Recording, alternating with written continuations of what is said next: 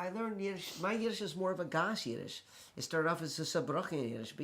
I learned it from my Boba, and I learned it actually going to the Stieblich with my father in Detroit. My father came from an Orthodox background, Hasidic background, and so he felt more comfortable in something that was about the Geist, the Ruach, the spirit, not about a fancy building and fancy furniture. He really liked tables and benches and stuff. So my early years in Detroit, I went to literally what was storefront shuls or Stieblich.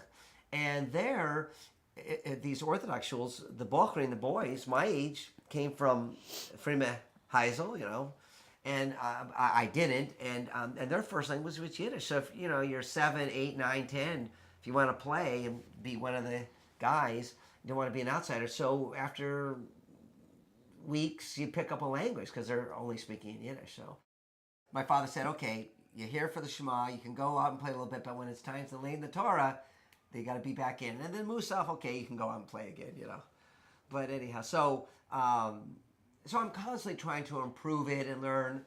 But it's part of who I am and my work.